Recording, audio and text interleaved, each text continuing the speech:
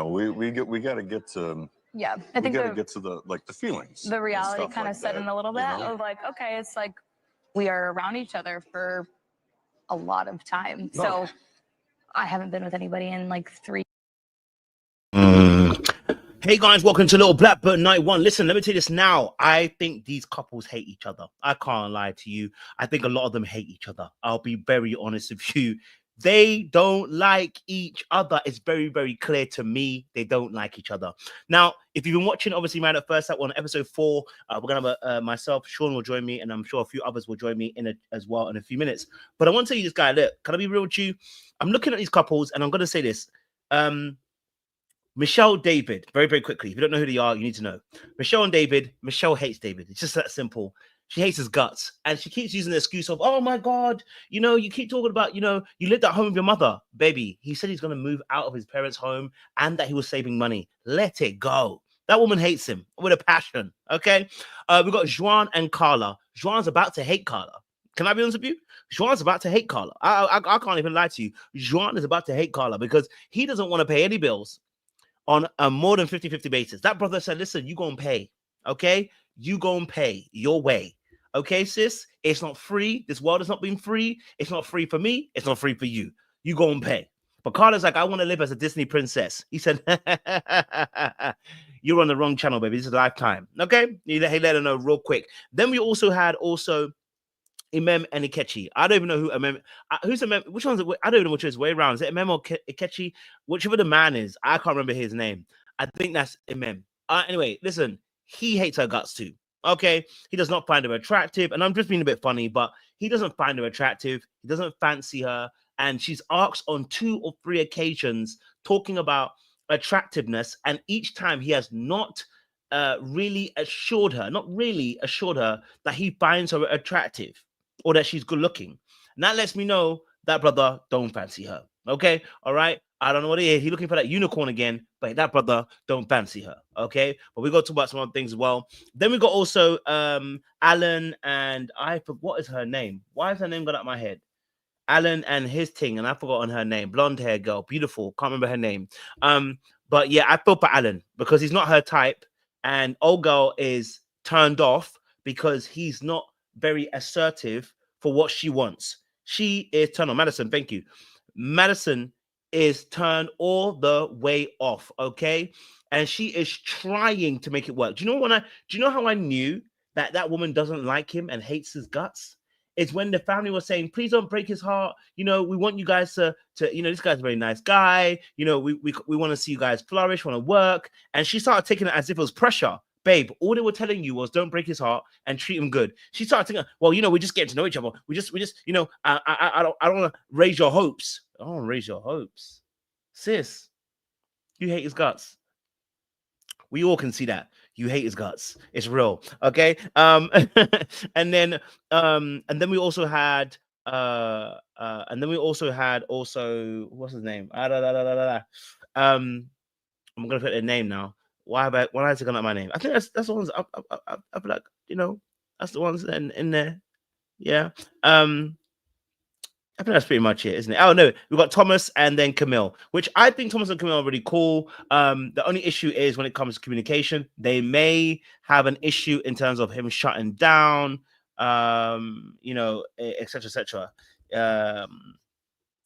So it may be a case of him shutting down, him kind of, you know, being in a place where, you know, he may not be able to communicate with her. She may not be able to communicate with him. You know, they may just miss each other. But for now, I think it's cool. You know what I'm saying too? But I want to break them all the way down for you guys in the next few minutes as well before anyone comes on. But if you're new to the channel, make sure you like, share, subscribe, click on that bell button for the notifications of the uploads. We appreciate you guys. Stay locked and stay loaded. All right, cool. Let's start with the first couple. I want to just start first and foremost with Imam and Ikechi. Let's start with them because I want to be real with you. With that couple, yeah, it's a losing battle. Can't lie to you. The love is a losing game, and they're about to lose. Okay, let's just have a look at these two here and their conversation. You know. So how did you sleep last night? I slept good. Can't complain. I don't even know why I asked that question because you wouldn't wake up. I needed some extra hours, you know. All right, so Imam and Akechi, can I be honest with you about their situation? Imam and Akechi, for me personally, when I watched Imam and Akechi, what I get from them is that for me personally, I keep forgetting their names, whether he's Imam or Akechi. Someone put it in the chat for me because I'm forgetting their names. But the gentleman who's in a relationship, right? There's something not quite right about the way he behaves. He is giving very much an aloof vibe, almost in a sense, right? So when I say this is number one, he talks in riddles. Okay, I don't know if you guys remember the conversation with him and the married couple that were friends with Imam, right? The conversation that he had with them, at one point he said he actually spoke in third person. I was like, what's going on? He was talking and they asked him a question about are you here for show or are you actually here to be married? And he said, he said, not to shade your question. No, what the fact that you actually are saying not to shade your question tells me about to shade the question, right? The fact that you say that it's homework, and at the same time, as a Black man, it's not the easiest thing for us to be vulnerable. So my wanting to do Married at First Sight was like, hey, we want.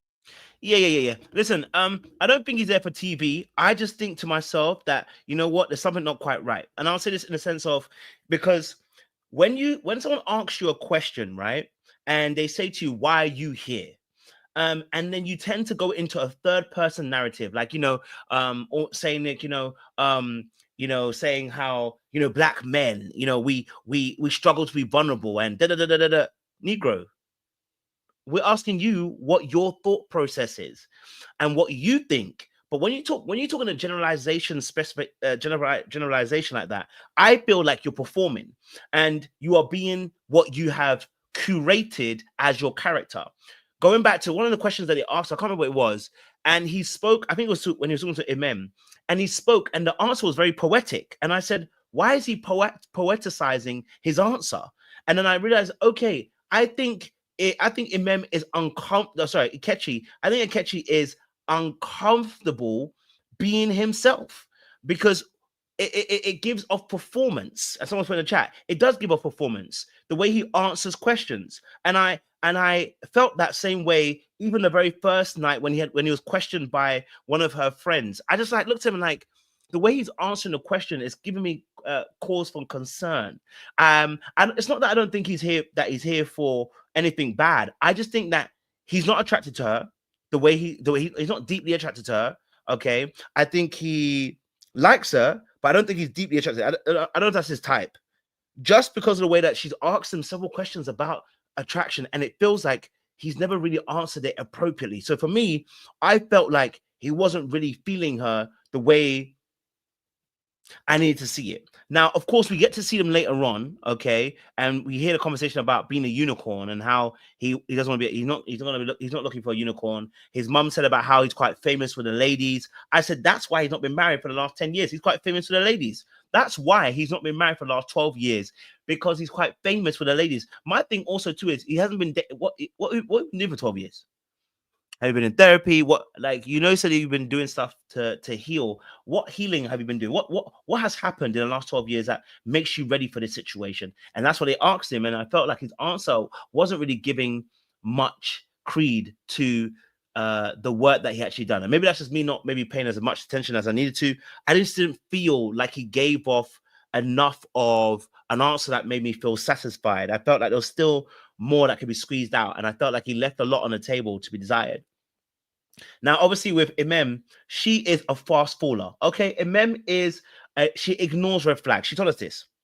She told us this in the swimming pool that she ignores red flags. Let me tell you this now. Imam is somebody who ignores red flags. And it's because she just wants to be loved. She just wants to be appreciated, taken care of. But she ignores the obvious. Now, if you're somebody who ignores the obvious, you're always going to do yourself a dissatisfaction. You're always going to feel hurt, and you're always going to feel, you're always going to suffer for it, because in the end, people are not going to look after your heart. You need to look after your own. right? Now, the fact that you said that you obviously ignore red flags in your confession tells me that something about a red flag about Ikechi is a problem. So for us, Imam just wants to be loved, but the problem is she's not thinking about the quality and the state of what that love is and where it's coming from. And so in reality, this situation with Ikechi, this is a match made in heaven, but it's made in hell. And because it's going to work smoothly, but roughly too, because what's going to bring them together is going to tear them apart when they really come to a reality and a truth of how they really feel, right? And so this is going to be a crash waiting to happen for me personally. So we see them obviously on the show. We see how lovey-dovey they are, how cozy they are. I mean, she was, you know, in the pool and tell them to take off his shirt and, you know, get naked in the waters. And, you know, we saw them together as well on the sofa here. And you saw how cozy they are. Look how cozy they are. I think they had sex. Can I be honest with you? It was given we had sex. Yeah?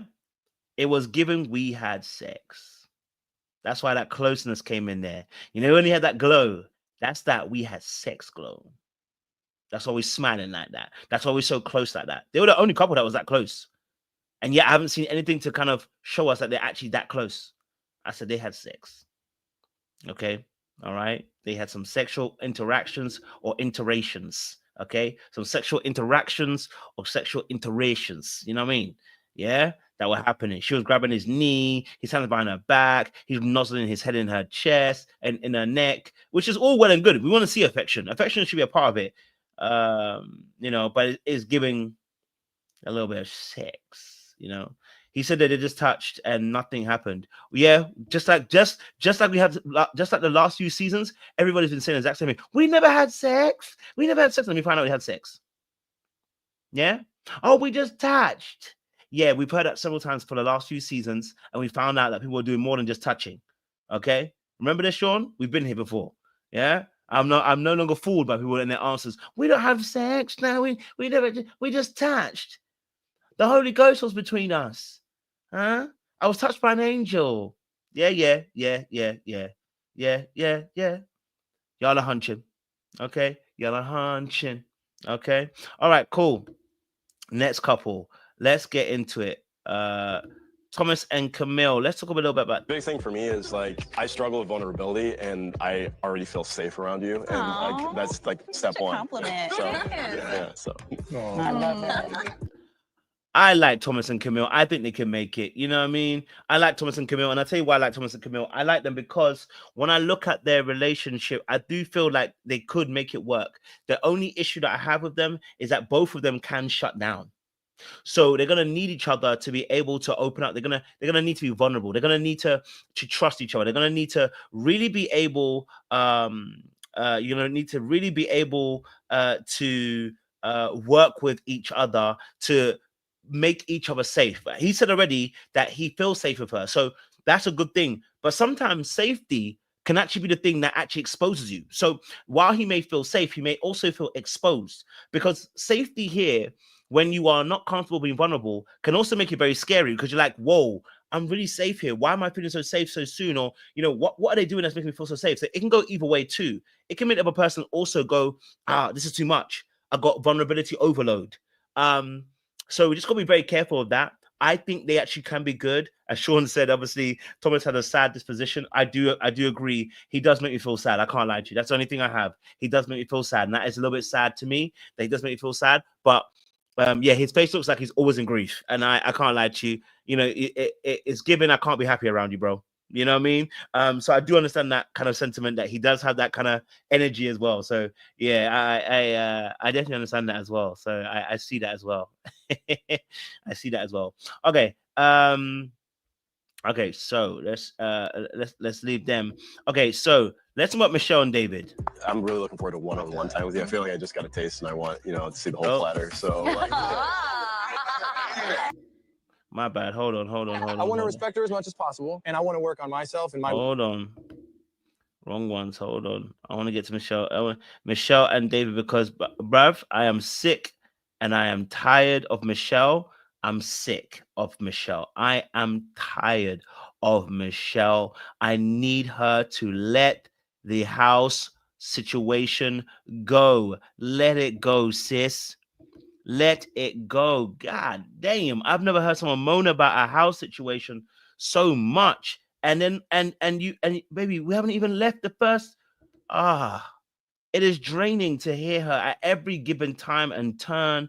Will she tell you about the fact that you are living with your parents and in your mama's house? And it's like, bro, like, will you cut it out? I'm trying to even find you guys a clip because it's so funny what happened, right? Her body language to David told me she hates that man. Okay? All right? Michelle's body language tells me she hates David. Let me tell you why. And I wish I could have got an actual part of it where it actually was shown, because when they started talking about their relationship, right, there's a thing that she does which is really interesting. Her body language is literally leaning away, like she was literally leaning away from him, not trying to hear nothing, right? Not trying to hear nothing. She literally was leaned away from him, like she didn't want to hear. There we go. Here we go. Look at this. Look at this. This girl was like, don't even.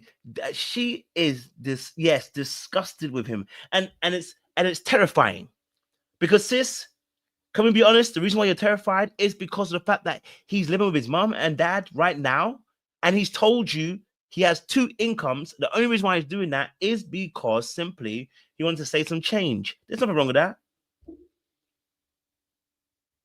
Okay? There's nothing wrong with that. You know what I'm saying to you, babe? Like, let it go. At every given time, babe's gonna mention, but you live with your mother and your dad, though. I'm like, oh my day, babe, like, yo, I need you to let it go. Okay? Pascal asked if she cared how much money a man makes. She said no. She got a basement dweller. Like, babe, like, it's too much. And the constant homing in on the fact that he lived at home with his parents is also creating anxiety for her. And she doesn't realize that she's actually now blocking the relationship. And my fear is that because he's an anxious person, you can tell he's an anxious person, and she's more dismissive, he will end up chasing her to a certain degree. You know what I'm saying to you? And so I'm waiting to see what happens, because it's given she hates him. Yeah, it's given she hates him. It's given she finds him unattractive and irritating and annoying, and she wants him gone. Absolutely. The way she's going about it, yeah. You know what I'm saying to you?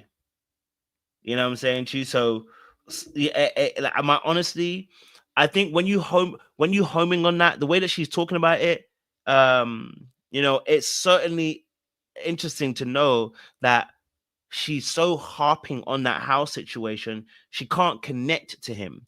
And because she's harping on a house situation, it's making it an unsafe environment to want to connect with you. You're not making it inviting. I go to the gym, you complain. I have, of course, the alarm situation too. He gets up to go to the gym at 4:45. Babe, you're going to live. You're going to live. I get it. You're going to live. You're going to live. You're going to live. Let him live. Let him live. Okay? All right? Yeah? Let him live, babe. Okay? All right, cool. Next couple. Let's talk about it, okay? Alan and Michelle. Let's talk about it. A lot. I'm really happy for you guys, but I'm like, I'm probably not getting there as fast as you. You know what I mean? What do we do? Hold on. You know, my approach is, look. Hold on. We're all sitting here right now together, so we're just Hold on, missed my turn. Hold on. And just continue. No, Here we go. we got to get to. Yeah, I We think got to get to the feelings. the reality stuff kind of like set that, in a little bit. you know? I was like, okay. All right, listen. For me personally, Madison and Alan, this potentially could work, but Madison's about to sabotage this. She's about to sabotage the heck out of this relationship. You know, Madison's doing what she's trying to do. She's trying to grow in attraction, but she's about to sabotage the heck out of this relationship. Okay, right? I am not fooled by her plaudits and her offerings of appreciation. I am not fooled. She is going to sabotage the heck out of this relationship, because for me personally, the way that she spoke, you know, the way she spoke to the family told me everything. The fact she said, "Don't put pressure on me," you know, like, I don't want to put no pressure on it. You know, I you know, just have to wait and see. I said, "Nah, sis." All they said was treat him nicely. right? I said, just treat him nicely. And the fact that you're already saying, you know, just in case I might actually hurt his feelings. I said, just in case. All right, you're not here. Yeah, you're not into him. You're not into him. You know what I'm saying to you? I was wondering the same thing. I think what happened is this: Alan is very chill, laid back, and very passive. She likes a go-getter. She likes somebody who's going to be strong, boundary led. And remember, his relationships in the past were kind of toxic, and the girls were toxic against him. I think what she has noticed is that he doesn't have a strong backbone against her, and she's afraid that she will run all over him. And for her, that is unattractive. The reality is, though, can he even lead her? Because she already told us she's such an individual. No one can tell her what to do. You know, she's just strong-willed. Well, baby, you're so strong-willed and so independent. You know, who can tell you what to do? She's not into him. You know what I mean? She's not into him. Yeah, that's true. She was like drunk at a wedding. So yeah, beer goes on. Absolutely beer goggles on. You're not even lying there. And I think when you watch her behavior with the family, even her sister saying, you know, he would never even go up to her on the type. I said, yeah, the mother was definitely gonna be crying at that wedding day, boy, at that divorce day, because the mother was crying now about, my son is so amazing, my son is so wonderful. And Madison was like, yeah, okay, listen, sis, I gotta let you know, I am gonna break his heart, but I just want you to be okay with it, because sis, all this crying you're doing right now, you're gonna cry a whole river. You're gonna cry me a river. Yeah. You know what I'm saying to you? All right, cool. and that's the problem. So there's it's gonna be interesting, because I'm wondering when the Viper shows his head. I wonder when the Viper, you know, rears its head, and shows that they are ready to, you know, to say the truth about how they really feel. You know,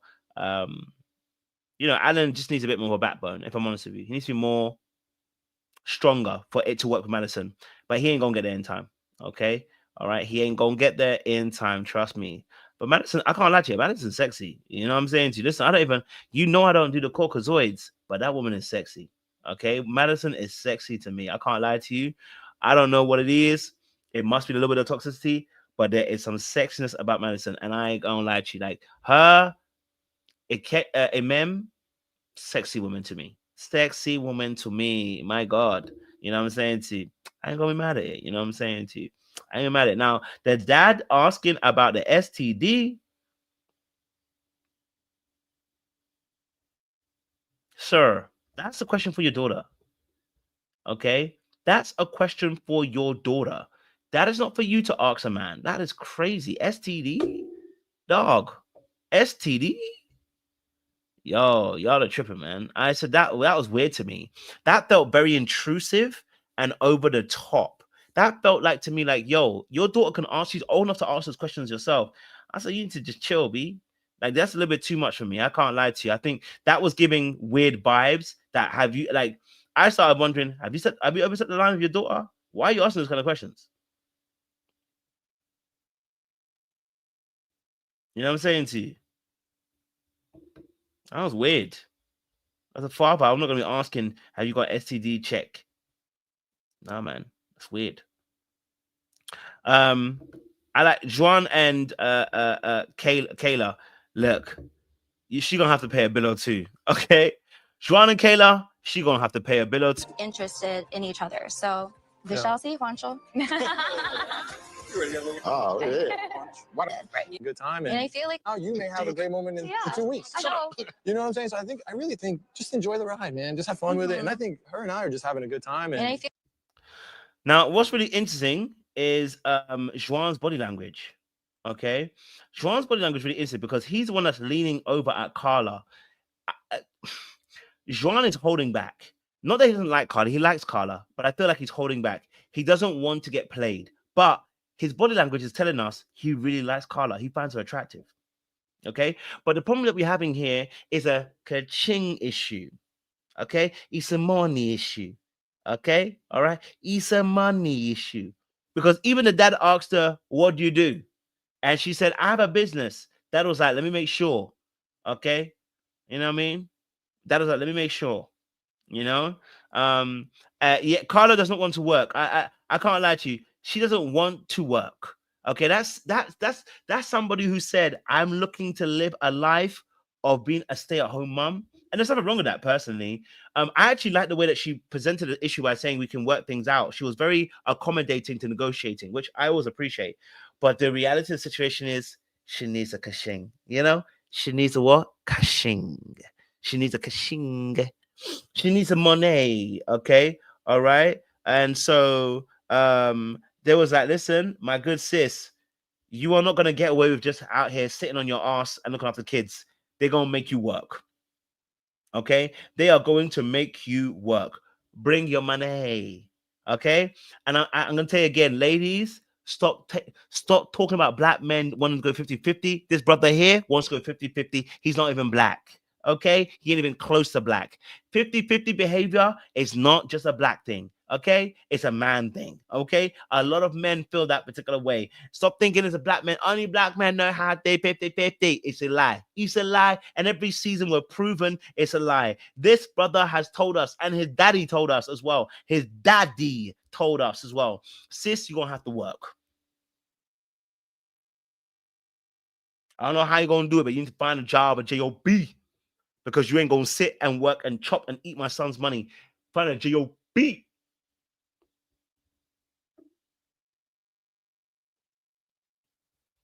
Okay. Yeah. Find a job. Okay. Find a job because that is what they are asking for. Okay. A job. All right. So, whew, baby, I think that's all the couples we've just gone through. So, I will bring out El Cid and a couple other people as well. Let's have a conversation because you know what? It's crazy in the dunya. You know what I mean? Yes, El Cid, what are you telling me? Hey, it is What's good, madness. man? Are we finding any couples that like each other? I don't think any of them do. Barely.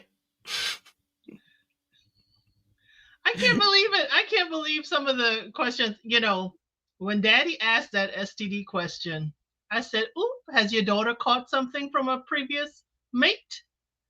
Is that why you asking? Because you had to take her to the clinic? Because that's what it sounded like. That's what it sounded like. I'm sorry. Daddy sounded like he got insider information." It just seemed like he was a bit too invested in that particular area. I needed him to ask questions away from the sexual encounters areas. Okay. Right. So it's like, Daddy, like, I ain't protecting her. Really, I'm protecting you, brother. I'm trying to help you out, son. Okay. You know what I mean? I don't want you to catch nothing. I don't want to catch nothing, but just, just be sharp. You know what I mean? Just be sharp. I don't know. It's interesting. Madison and Alan, what's your take on it? Because it seemed like the very first episode she was into him, and then it just suddenly disappeared, which tells me that two things: either she was not being true to herself at the very beginning, or two, she saw something which had changed her mind immediately. So, for you, perspective wise, what are you seeing from Madison and Alan? For Madison and Alan, I'm seeing he desperately wants this. He desperately wants not to repeat what his parents did. But she gives me I know why the experts put us together, but you're not aesthetically what I find pleasing. I'm going to work with you. I'm going to hear you out. But damn, broccoli underwear ain't going to do it, because it ain't going to do it. That's what it sounded like. It sounded like I can see why, I can dip my toe in and see why, but I'm not all in because you're not what I like. You're not what I like to be seen with. Because the family told him, yeah, no, you wouldn't have a chance with her in the streets. That should have told him all he needed to know. It should have told him all he needed to know. And his mama crying boohoo, oh no. I was expecting that from another mother, but not this mama. But it was a lot. Mama boohoo into Madison. It's like that too could have had her pulling back, but them broccoli underwear. And then he talking about he wanted Pop Smoke to be playing while he on the dance floor. There's another side to Alan that I don't think she's ready for. There's another side to him, and it starts with the broccoli underwear. It ain't just, broccoli the veggie, and I don't think she caught that joke. Definitely hear that. Sean, what's your thoughts, Madison and... Well, firstly, you must have really loved this episode because the way you got started with this live promptly, ahead of schedule, you wasn't playing, bro. You were ready to chop it up. Ready. I was trying to walk Abby. I was like, shoot, he's already done with his portion. But nevertheless, listen, she hates him. I'm sorry, she hates him. I don't know who hates who more, Madison or what's the other one, or Michelle. But M&Ms, they hate their husbands. I mean, I got to give, what's his name again? I forgot his name. Alan. Alan. I have so much respect for him because the way her family has just, run his looks into the ground, clarified he's not a pretty boy, said that he wouldn't even have a chance if he walked by her on the street. He kind of set himself up for that though, because he asked the question. But I think he just genuinely wanted to know. But yeah, and then they made it very clear, but you have a nice personality. Hit him with, you have a nice personality, so it might work. But I don't see it working. I don't see it working. I don't see the chemistry. I feel bad because he seems like a nice guy. Didn't his sister say she was convinced? He convinced her? Yeah, he did. She did. She said that that Madison needs that. She needs somebody that's gonna help her commit, which sounds like Madison is a runner and a track star. She likes to run away when it gets hard. So I don't know. Yeah, I don't know. If you want to continue on that lane, Elsa, go for it. If you want to add to that. Well, I don't know what else to add. The dad was all about, pressing the flesh. And the sister was scoping him out. But I like that she said, hey, you've convinced me. This is what she needs. Now, I think her next statement is, will she keep you? Is another story. But I can see them kind of mellowing each other out. I kind of see, based on their conversation at the wedding on the balcony, there was a little bit of, okay, we're in the same field. We can discuss the same things about work. I could see that with them. But I don't think the way she was separated from him on the balcony, she was still scoping out, but she does not choose to sit close to him, I should say. I'll put it that way. But yeah, the sister's like, yeah, she needs you to mellow out. You're not outwardly what she goes for, but you're definitely the personality type that, she would like and she would need. But hey, if he ain't, she could arm wrestle him. I mean, really. Yeah. Do you remember when they were laying in the bed eating their food from food from the hotel, their room service? And then he was talking about how, he usually doesn't even go on camera when he's at work. He just lounges around. And she was like, well, what do you wear? She was like, what you see? She just looked across at him like, oh, great. Great. More of this. Wonderful. She wasn't even like, oh, that's kind of sexy. Maybe I'll come over and touch you. No, she was like, oh, please put some on. She was not thrilled. I think he needs to, get some different types of undergarments, maybe, to reel her in, because she is not interested. She did tell him, was she the one, or was that Michelle, where she said, you can feel comfortable touching me, it's okay? I think that was her. Yeah, that was her. Because they were having a real, I thought the conversation in and of itself was good, but I still think she was like looking at him like, like, I guess you can hold my hand. Like, she was kind of like, you can hold my hand if you want to. I mean, well, if you're the one that's giving on more of the nervous energy, how about you initiate? You know, how about you do a little initiation and say, you know, yeah, I don't mind, and you know, put your hand on his leg or put your hand on his shoulder or lean into him or give him a hug. Like, you're the one struggling. You put him on the offense because he doesn't want to do anything that crosses your boundaries. So you initiate. Don't tell him to do it. You should do it because you're the one that's having feelings of nervousness. So yeah. Well, he did say in the after party, Sean, did you see it, that he thought he thought the white top would look better on camera, and he'll have to change that. He won't ever wear that again. Yeah, I saw him. He said he's gonna get some different undershirts. It's not the undershirts though, bro. I get it. I understand. You could wear a t-shirt. You could find some other option, but I don't think it's the undershirt. You know, I don't think that's what it is, my guy. But I like him. I really do like him. I think he has such a good attitude. And for somebody going into this process, I think he's got all the makings of, you know, what we would think is would help him to be successful, right? He's been to therapy. He's talked about the things that, you know, he's learned and some of his takeaways from his previous relationships. He's got a nice family, supportive structure. So, you know, he's got the right thing. I think the women, a couple of the women, Michelle and Madison in particular, they got a little Delulu with them.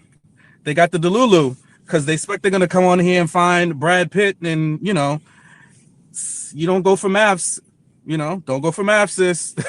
It's not gonna work. It's not gonna work out like that, baby girl. Sean, the ladies in the chat do like his cute, funny underwear. Okay, then I take it all back.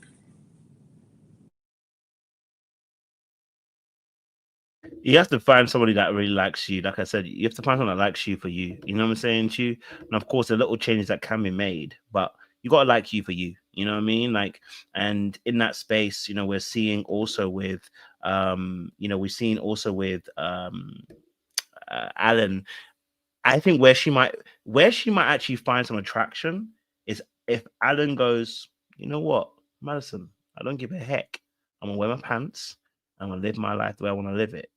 He might find a little. She might find, you know, the panties a little wet. But right now, it's every time he talks, it's because the backbone.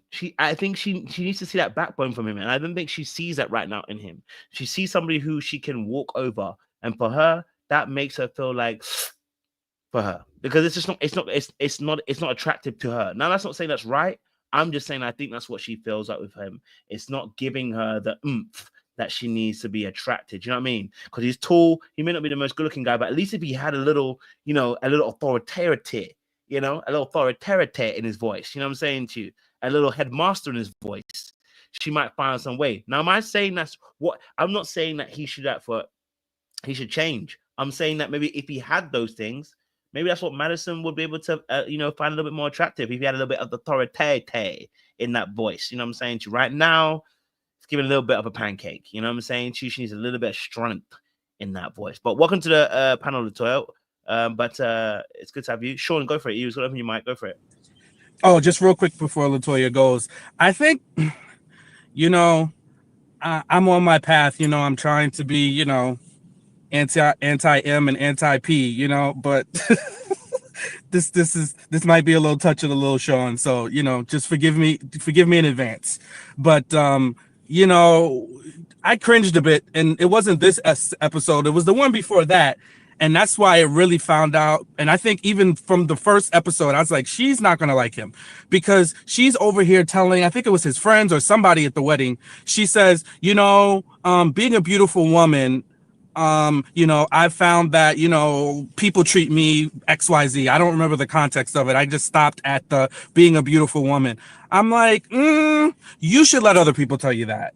You know, let other people tell you that before you just walk around boldly making statements, because, you know, beauty is in the eye of the beholder. And I'm not saying she's an unattractive woman at all, but beauty is in the eye of the beholder. So before you tell somebody you're beautiful, why don't you let them tell it to you, or say that people have treated me based on my looks before, you know, but just asserting that you're beautiful. You know, I just think I'm all for confidence and bigging yourself up, but just just she could fall back from that. Definitely hear that. Latoya, what's your thoughts? We're talking about obviously Alan and Madison. What's your thoughts on them? Just need to unmute yourself.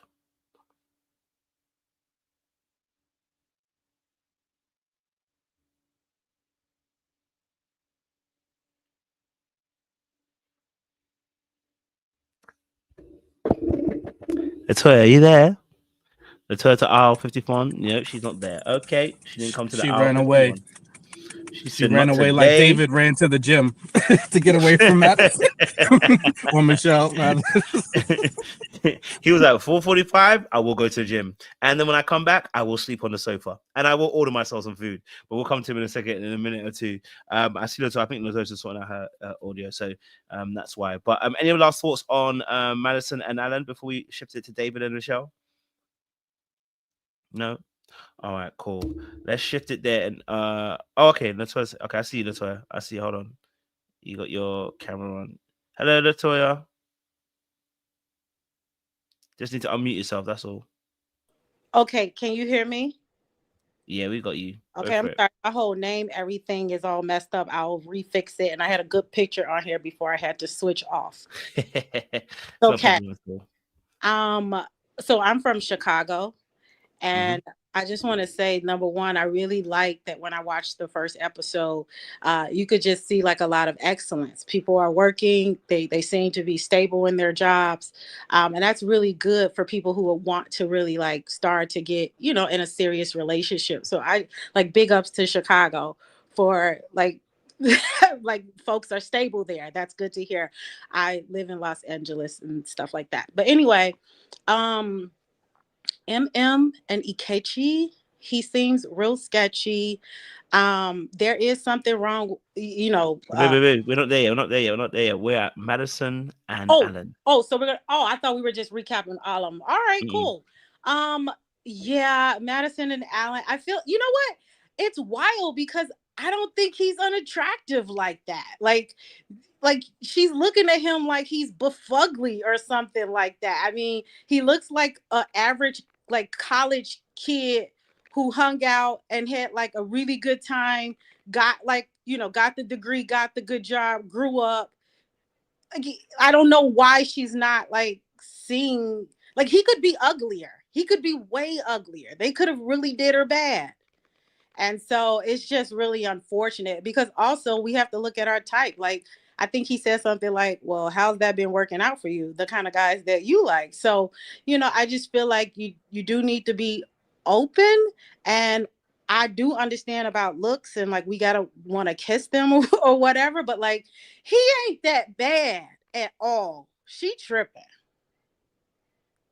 And then lastly, a lot of the things that I feel like he just doesn't seem like the buff dude, the machismo white dude that you see like on the campus, playing hockey, soccer, whatever they be doing at the fraternity.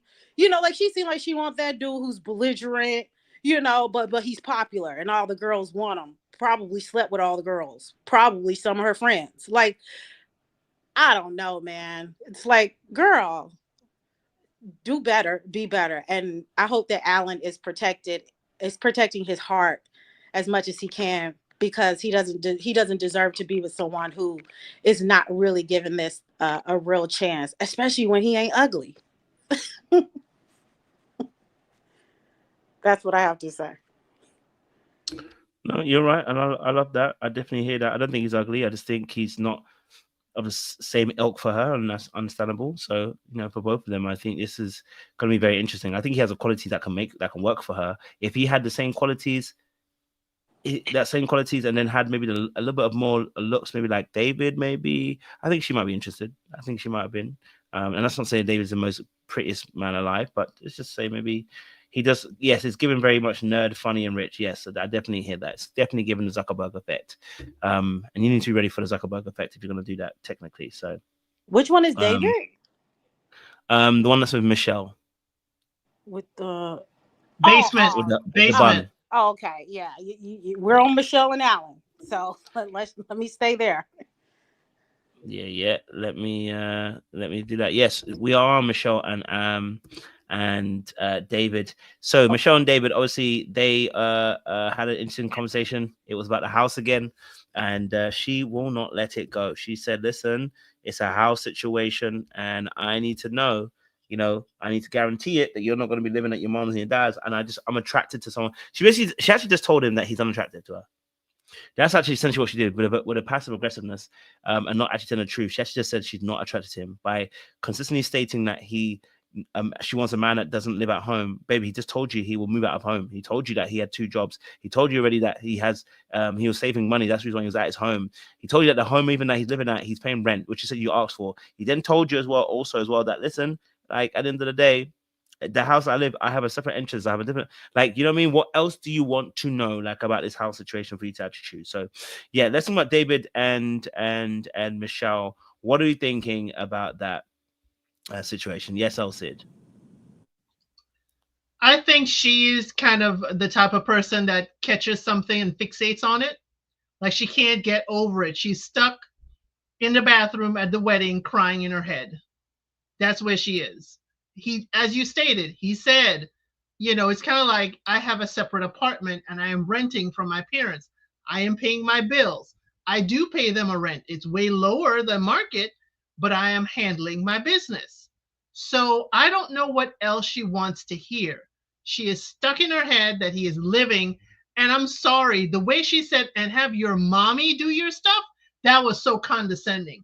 I would have been done with her when she said that when she was in the bathroom. It was so condescending. Oh, and you know his mama would have had something to say.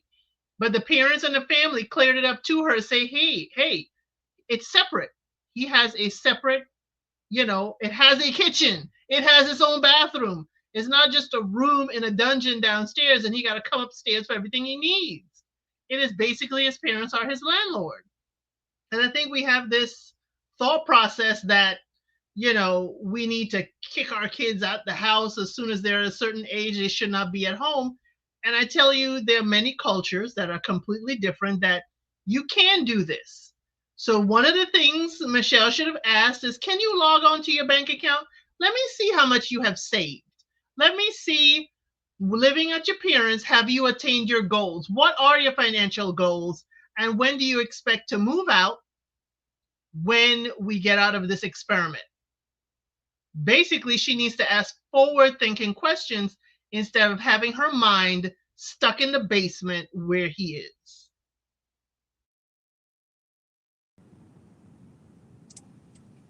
Okay. Oh, go ahead, Sean. No, you go ahead. Okay, thank you. Okay, so her name is Michelle. That's her name? Okay. I'm gonna walk through this very nicely because I'm from Chicago. She is from outside of Chicago, right? Like where Republicans are. Okay. She did not grow up in the urban city. So I highly doubt that she grew up around Black folks in excess. I'm gonna just be real. What they said, she said where she was from, I was like, girl, I don't even know where that's at. So I feel like she grew up watching the kind of Black man she wants on the TV. And I think he's similar to like a lot of white women who go and get these swaggy Black guys who are like sports athletes, something like that. You know, like she seems very typical in that way. And I feel like she wanted Pookie and she got Ricardo. And I think she mad about it.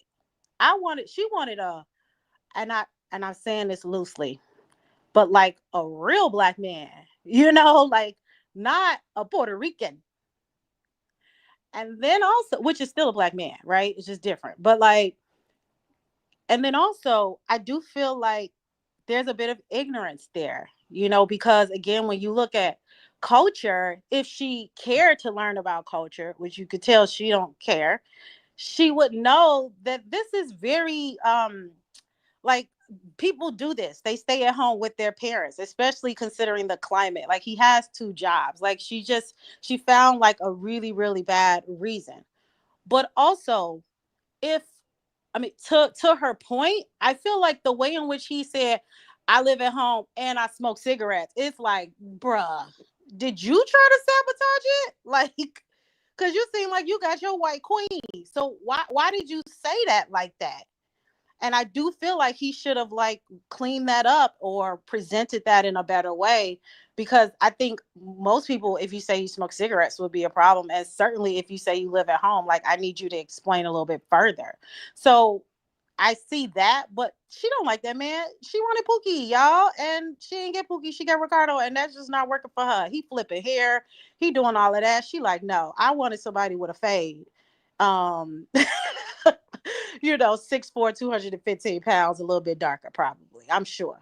So that's just my 2 cents as a person from Chicago.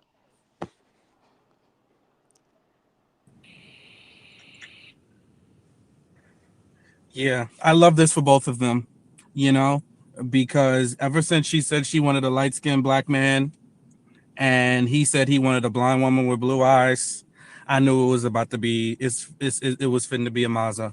Because if there's one thing math's going to do, it's they're going to give you a little bit of what you want and a lot of what you don't. And that's what they have.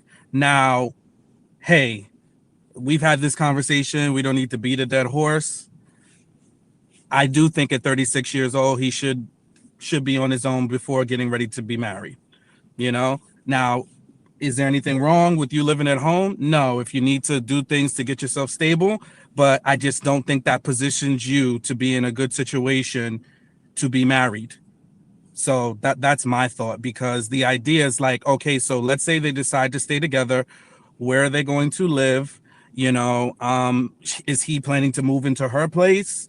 You know, I think those things that, you know, it's just very, very tricky. I do understand, you know, where she's coming from having some nervousness. I do think she is hyper fixating on it though, because unfortunately, when you come to the maths process, you need to be open-minded and you need to be able to explore different things. So she should use this time while they are, you know, have access to a shared apartment to just kind of suss out these things and not immediately shut down. But I think that unfortunately, because she led with her superficiality, as soon as they asked her what she wanted, or she was very specific and honing in on a very specific type that she wanted, that just kind of set her up for failure. So I do think David is exercising some patience, but I do think he got some stuff to him, because the smoking and the vaping, you know, it's tricky. It's tricky stuff. So I don't see these two working it out, and based on the previews, it don't look good.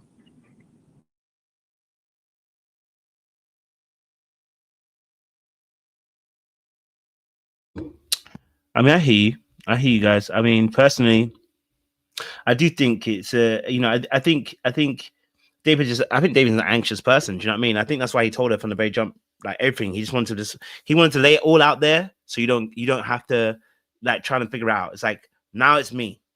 You know what I mean? I've laid it all out there.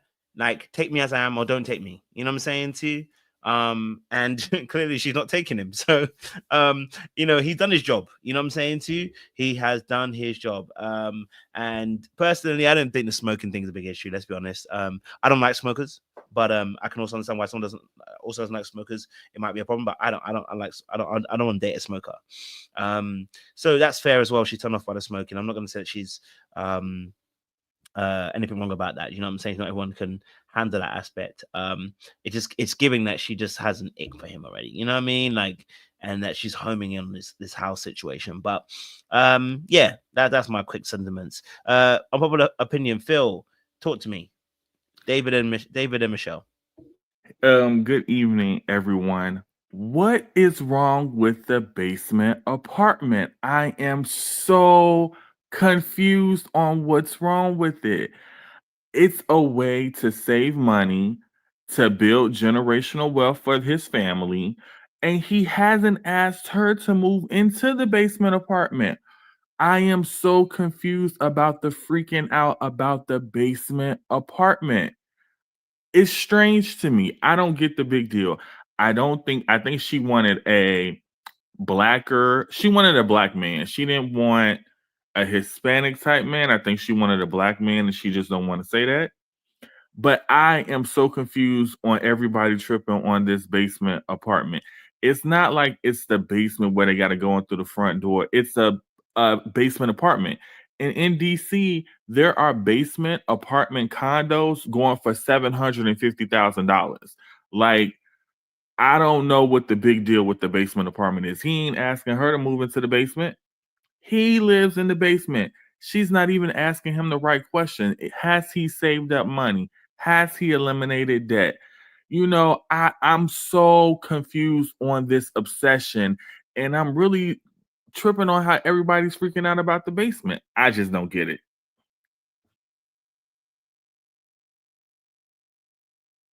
I definitely hear that. Any more additions, guys, to that, to David and Michelle? I didn't like the disrespect about the mommy thing.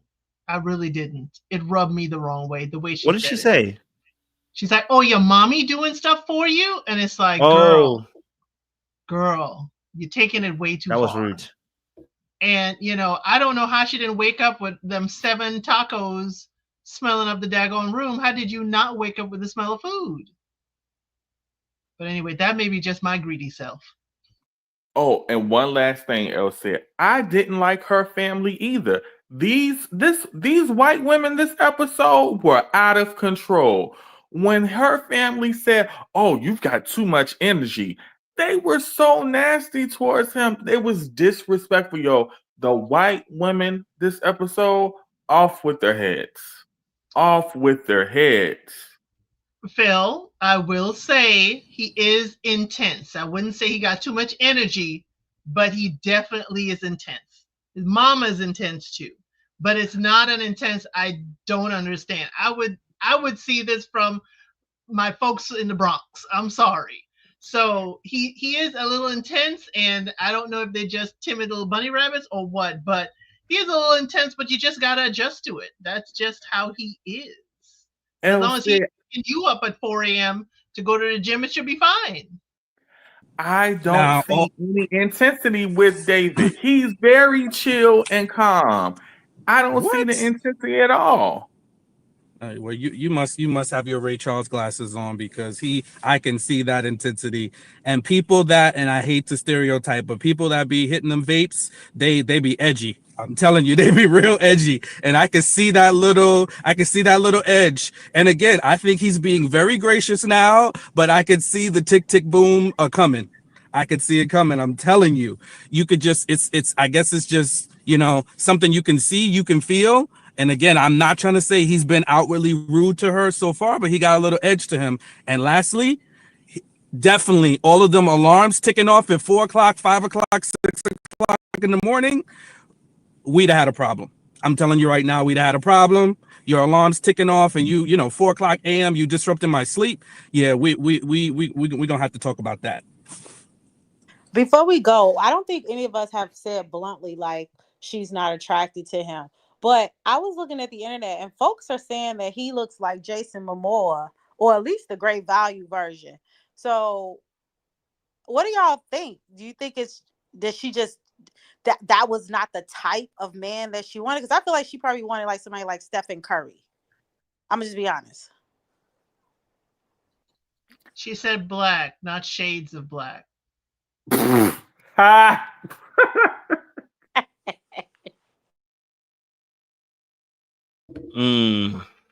I mean, listen, I think, you know, I think David's pretty cool. You know what I'm saying, Chu? If he decides to lose his cool in a couple of weeks' time, telling her that she needs to go and sit down somewhere, she earned it. Okay, all right. So, you know, for me personally, I'm not expecting him to be a perfect saint for the next few weeks, because nobody wants to be nobody can be a perfect saint when you're being rejected, denied, and bastard, insulted. It's not even a safe space.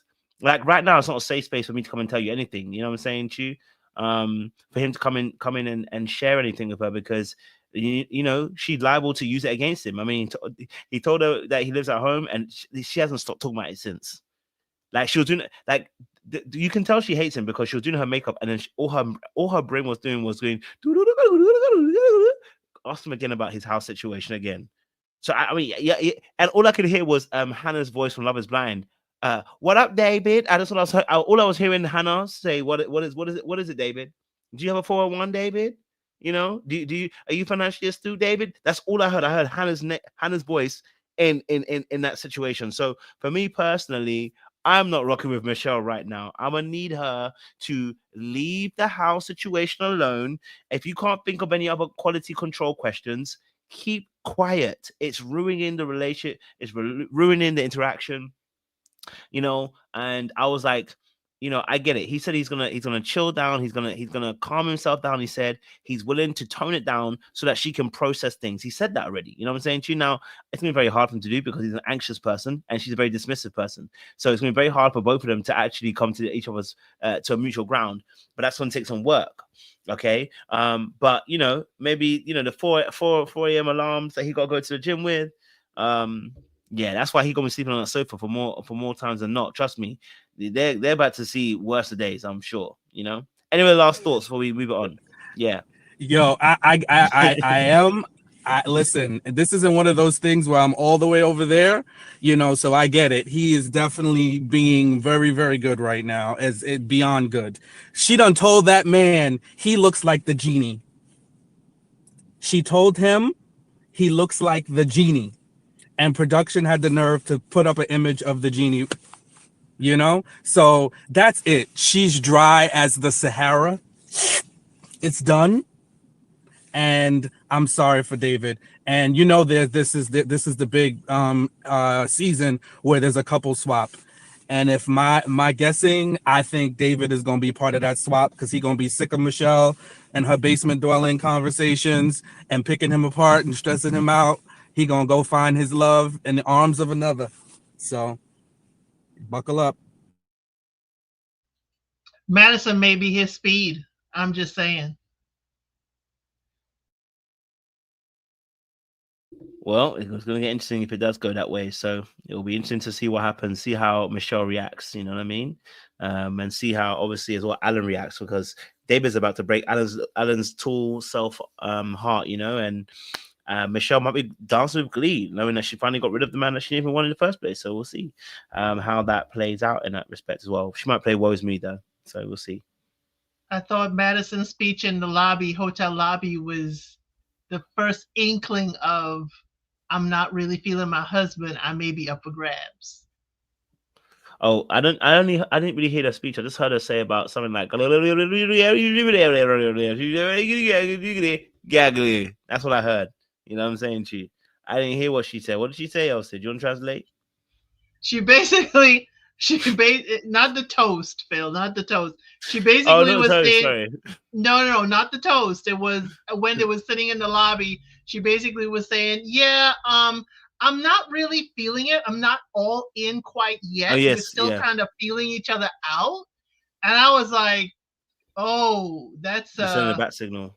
Yeah. I mean, that's a little bit of a tweak of a dark art. I'm telling you, that's what's going to open up Madison to someone like David, because she needs somebody to hunt her. She needs her. You know what I'm saying to you? And my boy Alan, it's not giving her. It's giving, it's not giving break your back energy. Just going to be honest with you, Alan isn't. He could, but he's not giving break your back energy. So yeah, I think this could potentially come up a little bit later on as well. Yes, Sean. I was gonna say now, and this is how how visual we are as a people, because she would love it if he had that same personality, but he looked like Ryan Reynolds, or fill in any of your buff white guys with a six-pack. I'm telling you, she would have all the girl for him that he don't have. But unfortunately it starts with the physical, and people like that can't go into a process like this, because you have to be willing to put that on the back burner and see the person for who they are, because Alan brings out such good points. He's like, how has that attraction, how is that type, how have they treated you? So she's gotta be like, hey, listen, me going off of what my eyes see hasn't really worked out for me. So now I'm on maths. So let me love the personality. And you look at this guy's personality, he's super cool. Now, he's not perfect, obviously, but no one is. But he's just like not pushing her, not being mean, you know. So she needs to do some work. Now, I don't think she's gonna do it, but she needs to do some work. Madison is another white woman with too much dip on her chip. You ain't all that. You ain't a 10 yourself. So how you asking somebody to get you a 10 and you ain't even a 10? So 1 second. Kojo, please put up the banner. You know, put up the banner, allegedly. I know, I need to, because the way Phil coming out here, he gonna have the white women out here cussing us all out. But go on, Phil. Hey, they're not, yo. I think the friend calling Alan ugly, yo, I was mortified for my brother. I said, did she just call him ugly?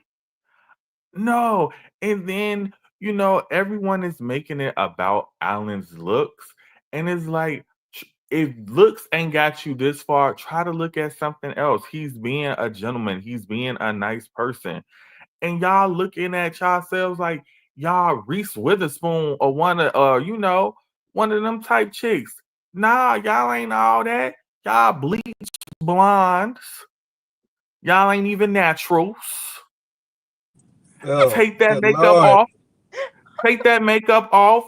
Y'all regular schmegula. Yo, come on. The personalities on these women this episode really got me. Then her crazy looking friend. Hey, yo, what was up with her skin? She looked casket sharp coming on camera, talking crazy. Yo, they set me off. Sorry, y'all. Allegedly. But yo, they were rude this episode. Like, it was like wild. And I'm thinking to myself, yo, I can see if these dudes were being like disrespectful or aggressive towards them to give them some sort of red flag. Hey, yo, they're being honest and upfront with who they are as people, letting them know, you know, this is who I am. But they were wild, yo. They gotta go. But I see Madison and Juan possibly as another couple swap. Thank you very much, Phil. Just don't let anybody. You are Maybe we should let it cool Phil. first. I think we need a cooling off period. After Phil speaks, we need a cooling off. Yeah, we need to let cool. anybody Just know here. we need to distance ourselves from Phil. You know what I mean? Like, these are Phil's opinions, just in case the caucasity comes after you. They shouldn't come after me. Okay? I mean, let's just all be right. honest. Her boobs are at the North Pole. Her hair is all over South Africa. Latoya, no, not Latoya too. And you in Chicago, Latoya, no. We are not going down that lane, I'm y'all. sorry, Let's stick to allegedly the or personalities. There's no allegedly. You can't say allegedly after that. That's not an allegedly comment. That's not allegedly doesn't clean that up. I'm sorry. It doesn't. I want to respect We're this stick platform. to the personalities. Yes. What are their behaviors? Let's stick to that. You know what I mean? I want to respect the platform, but let me just say it better. I just think she's shallow, and she shows that in her physical appearance. That's a good one. We like that. She's shallow, and yeah. We'll discuss more offline. So, yes, Elson. I have a question. Do you think because Michelle and her family says it's been all women and all women of a certain mood and personality, it seems that this is, just too much for her? Why it's too much for her? One drop of testosterone and you're like, oh my gosh, it's too much? A group of bitter, lonely baddies who haven't had a successful relationship, and now they're just trying to make the man feel bad about who he is. And I'm from Chicago too, Latoya, so I'm with all the smoke right along with you. Yes. We're going to need a timeout corner for these two. We're going to need a Chicago timeout corner. Damn.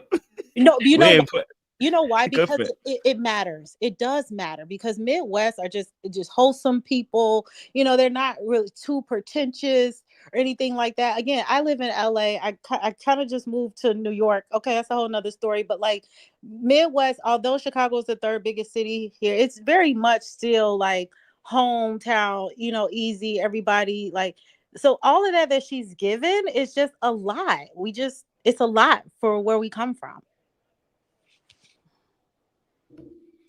Totally understand. So, you know, with Madison obviously and Alan, you know, in terms of their behaviors, what are we thinking? You know, because is it a case of why do we think that Madison just switched up? Because it looked like at the beginning of the marriage, the first day, she seemed to be in him. She was energetic. I'm not saying she hasn't even necessarily even changed that, but her language has changed, right? Which is now it's very much like, you know, just in case. It's like there's always disclaimers attached to her kind of speech now, almost in the sense of just in case. I don't get too comfortable now because I'm gonna be out. You know what I'm saying? And she did try to coax him into being able to touch her back, and she said, I appreciate the fact that you read the room. So I do think she is trying. I do think she's being open. You know, I don't think she's cheated yet, but I just think she's being open as well. So you know, I think in that space, you know, with Madison and Alan, you know, I think they're cool. Okay, so talking obviously then about our next couple, which was Thomas and Camille. They seem to be quite wholesome, you know, and I think Sean, you're right about it. Thomas does have a little bit of a sad disposition. He's almost like a sad dog, you know. It's just that you look at him and he's going, oh, it's just a womp womp womp. And that's just I think that's just his disposition. I'm not saying it is necessarily like that in general, but it does give that energy off a little bit, like oh. But I do think they're good for each other. I do think they can actually work, and they seem to be on the right level together. So for me personally, I'm liking Thomas and Camille. But what's you guys' thoughts on Thomas and Camille? You're not feeling it? You think they can stand a chance? You think they're good? Nelson said no. So go on, Nelson. They possibly can make it, but you know, I was weirded out. I don't know if she is too, sitting across from the twin who has the same cadence of voice. It was very different because I'm used to twins, at least in the vocal range, they're a little bit different, but they are like exactly alike. But I don't know because he stepped out on that previous relationship. I don't know if he's done with that type of behavior. I don't know. Let me put it this way. I have no evidence, nothing he has shown, but my dark arts heart is beating in his direction. I don't understand why, but I can feel like he's keeping it under wraps. And I could see him being a true dark artist. And I'm like, I don't see any evidence, but I'm being pulled in that direction.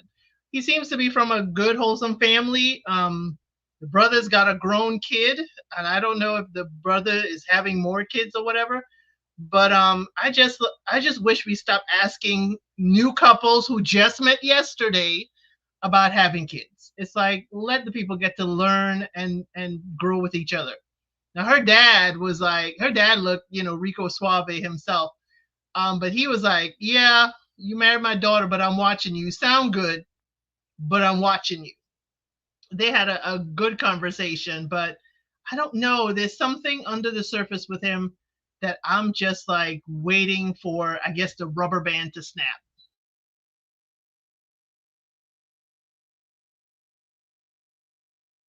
So did you hear that? Anyone else? I just never understand what Thomas is saying. It's like he's always saying like, and you know, like, and I'm like, and like, it's like he says a lot of words, but none of them make sense to me. He seems pretty cool, just a little dry, but when he was answering her father's questions, I was like, he's just saying a lot of words and not making a lot of sense to me. That's my impression of Thomas. I like Camille. She gives me older.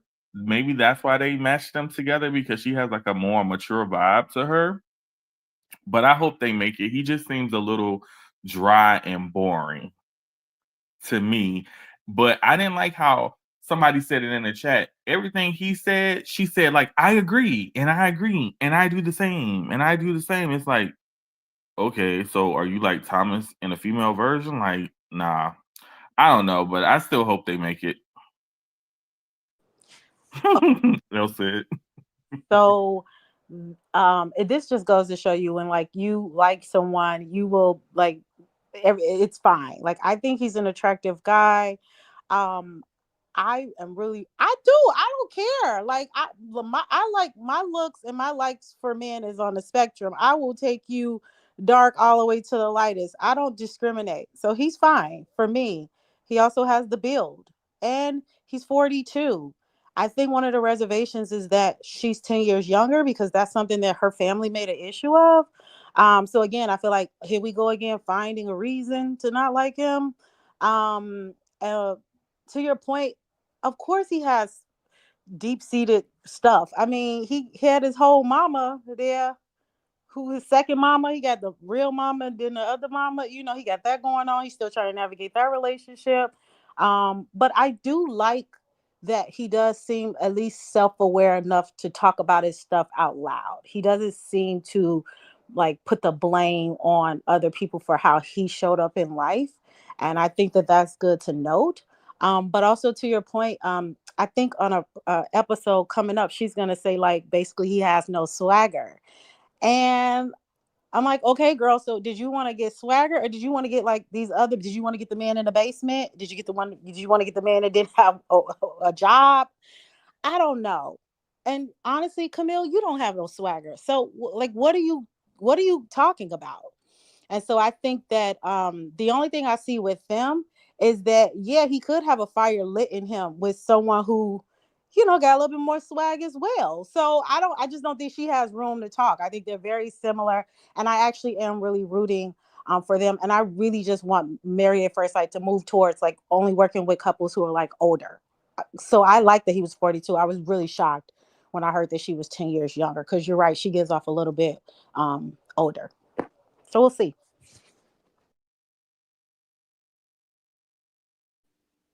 Wow.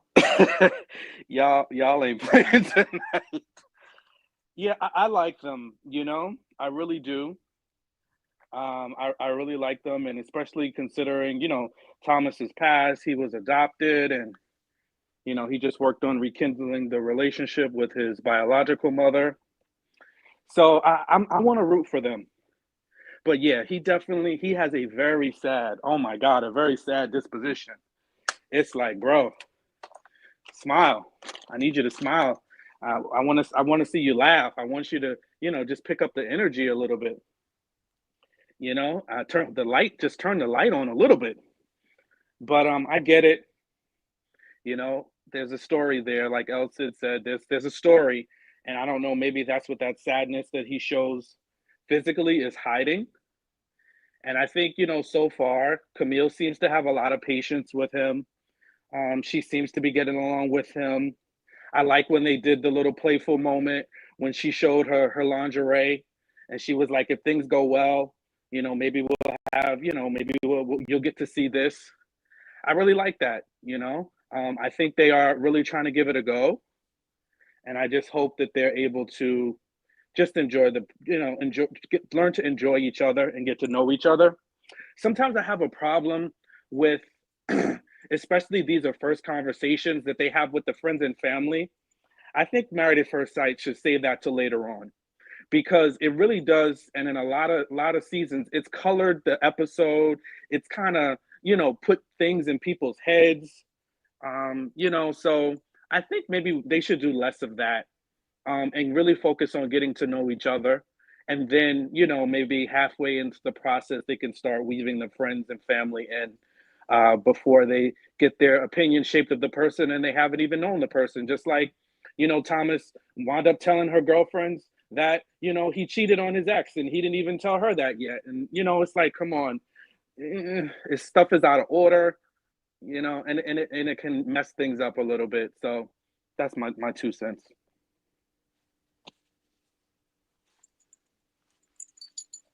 All right. Do you share that? Any other thoughts on this situation before we move on? I just want to say y'all gonna stop talking about Thomas, because when you look at everybody else and all these past seasons and all these other shows out here, he is not bad. We can turn that frown into a smile. I don't think what he has going on right now for what we've seen is a deal breaker. I don't care. I don't care. I don't care. Look what we just came off of with Love is Blind. Okay. Did we say he was bad? Who said he's bad? No, I'm also looking at the comments and stuff. So everybody's just well, saying he doesn't have to be bad to have a wet rag personality. I mean, come on. I mean, but is it a deal breaker? Is what I'm saying. That's what it just has to adjust. It depends. It has to adjust, you know. Because if he's crazy, and he got a wet rag personality and he's sad all the time, yeah, that's a deal breaker. If that sadness is hiding because he's tick tick boom, or he's just a real sorrowful person that internalizes everything and he wears it on his shoulders and his face, yeah, that can be problematic. Sean, that is so extreme. How many seasons have you watched, Maps? I have. Okay, so we see the extreme personalities on this show. They pick these people for a reason, because they're not just, the people that are, going to make us laugh and smile and think about all the goosebumps. No, they're going to be tick, tick, boom at some point. Right. Remember, is it Boston or North Carolina? The couple, they had a kid, separated, came back together. He was kind of a regular, kind of mellow personality, and he was a little out there after the show. So I'm just side-eyeing him like we all should, and like, leave Thomas alone. Then you shouldn't be here chatting about him, because this is where we give our opinion. Leave Thomas alone. If Thomas want to be left alone, he should have stayed in that apartment with his organized closet, and we wouldn't be talking about him. I get you. I'm rooting for them. I am. And listen, LaToya, like you said, you from Chicago, so you familiar with those grounds. If Camille don't like them, hey, I'm good. There's a lid for every pot. I'm okay. I'm rooting for them, though. I think I like what I'm seeing, and I hope that they do evolve and develop into something really good.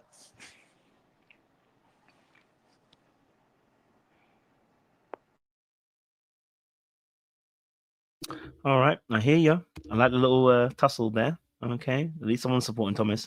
All right, cool. Our next couple we're going to talk about in this situation. We're going to talk about, obviously, Imam. Is it Imam and Akichi? Thank you. Yeah, sorry. My brain with these people's names and stuff would just be eradicated. Okay, so Imam and Ikechi situation. I'd love to get you guys' opinions, because I think this is an interesting situation with Imam and Ikechi. Because I don't know, I feel like Ikechi is a little bit of a poet, and he's poeticizing, I think, this relationship, and I don't know if he's actually being his true self. Someone says he's promoting his book. More than likely, his mother was pushing it. Like, do you know he's an author? Do you know the ladies want him? I said, I ain't never heard of this man, but okay, cool. Maybe the ladies do want him. I don't know. But and I said that's probably why the reason why he's been single for so long. He's been knocking them down behind the scenes, okay, and has not had no reason to get married until now. But that's my personal opinion. What's you guys and ladies' thoughts about this situation? How do you feel about Imam and Ikechi? I'll kick this one off. Quick question. Does anyone get a little masculine energy from Imam? Is it just me, or do y'all feel a little masculine energy from her? Course. Yes. Okay, I just wanted to make sure I wasn't with. But she looks very beautiful waking up first thing in the morning. That skin and that face, oh, she was beautiful waking up in the morning. Okay. Ikechi, dog, wait, somebody's lying with Ikechi. I thought the friend said at the wedding that his last relationship, the woman cheated on him, and that's why he was afraid of marriage. And then in this episode, he said he was the one that cheated. Did I make that up in my head, or is that what happened? Okay, thank you, Elsa. I see. I just wanted to make sure I was correct, because I was like, wait a minute. I thought they said that the woman cheated. I don't know. I don't think he's being his authentic self. I think he's putting on for the camera. Yeah, I think she's excited about the marriage, a little too excited, in my personal opinion. You know, bring it down a notch. We know that's your husband. That's your husband. That's your husband. I got a husband now. You know, bring it down a couple of notches. Come on, a little bit, just a little bit. But I think he's not being his authentic self. Something tells me that he's the one we need to wait for the tick tick boom. I think he's gonna be passive aggressive, and I think she's gonna give him all the smoke in the world.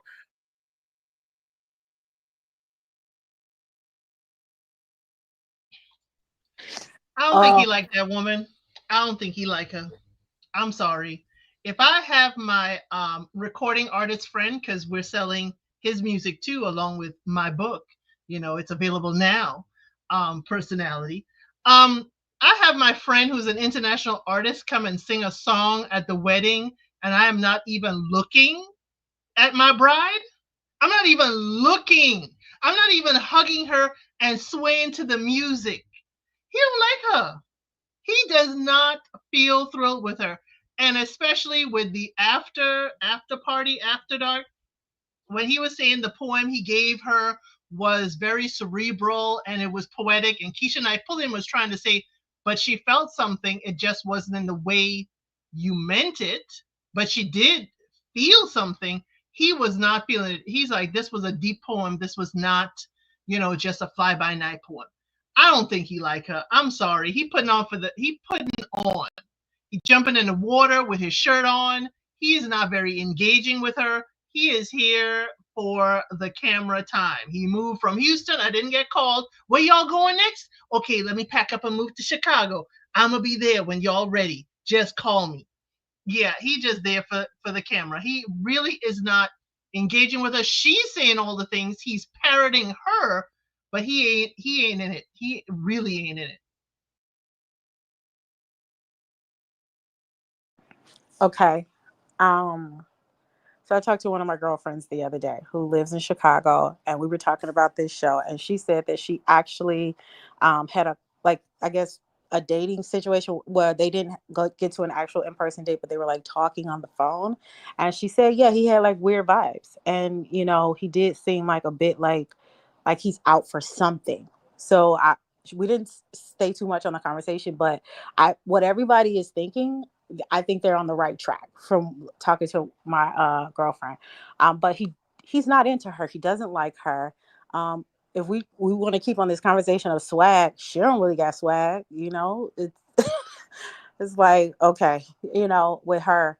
And I think Kojo said it earlier, like her self-awareness is not where it needs to be, because I don't think it takes a rocket science to see that he's completely not into her. But also, to his point, I think they had sex, and that, you know, like in the words of Wendy Williams, once they see your ecstasy face, you know, a lot of the clarity goes out of the window and good judgment and stuff like that. And so I'm afraid that he saw that he could get that very quickly, and she made it very clear. I think episode 2, like, this my husband, my man, I'm giving it up. And he said, hey, I'm gonna take it if I can get it. While also, but my goals are clear. I'm here to rep this book and get notoriety. And I just want to be clear. I don't live in Chicago or anything like that, but don't nobody know him. I don't know what he's talking about. That's just that whole part was just crazy. And lastly, which we have not mentioned yet, very embarrassed them having the Chitlin conversation on national TV. And I'll just leave it at that.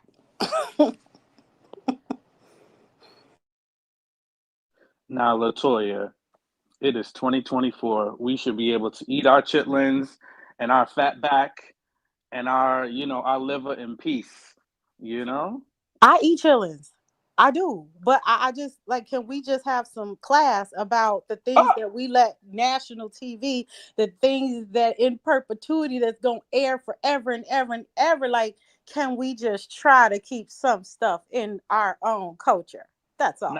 Not the respectability, no. She could eat her chitlins and what tell he call everybody them, about booty it. noodles? He called them booty noodles. Well, on I've television. never heard that, and that's why he needs to learn how to speak less, because Akiche, and I'm gonna jack his name. I'm gonna jack his name up.